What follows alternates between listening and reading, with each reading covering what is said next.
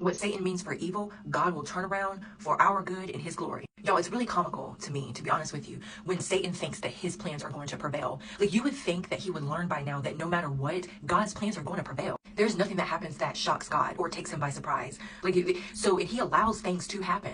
So when Satan thinks he's won, like, it's just comical to me, because you know that God knows that this was going to happen, right? Like, you do know that there's nothing you can do to stop his plan. Anyway, y'all, I had a one-on-one earlier today, and God had gave me a revelation through the book of Esther. Okay, she had brought up the book of Esther because God had led her to it, and I've talked about Esther recently because God had also led me to Esther. But she had brought up specifically when when Haman had wanted to like off all the Jews, right? And so he had the king signed off on an edict. And when Esther had went to the king about this, sometime later, okay, when Esther went to the king about it, the edict that the king had previously signed, sealed, and had delivered that the Jews were going to be offed, essentially, it couldn't have been like taken back. Like, once the king signs off on something, that's it. Like, you can't say, oh, never mind, this edict no longer matters anymore, you know, null and void it. No. Once he signs off on it, once he sealed it, that was it. That plan had to follow through. So what Esther decided was that they would create a new edict, right? And the king, and it would basically give the Jews permission to fight back. So the king signed, sealed, and delivered that. And as you guys know, long story short, when their enemies came up against them, the Jews fought back and they won.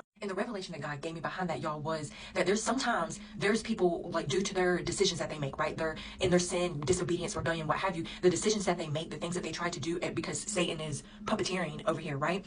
It has a snowball effect. Like, it affects other people. And we can't go back in time and change this, right? Like, we can't go back in time and stop them from doing this or what have you. So what God does is he puts an idea, a thought, a plan in you, his plan in you, and due to your obedience, you execute said plan, which overrides the plan that Satan tried to implement. Because God's plans always prevail. Just like with Jesus dying on the cross, right? When Satan used Judas to basically sell Jesus out, okay, Satan didn't think about the fact that Jesus was going to die on the cross and then be resurrected, right? So Satan thought his plan was successful. I mean, you got to think about it. He probably was sitting there watching this happen, just elated. Oh, look, I won, he's dying.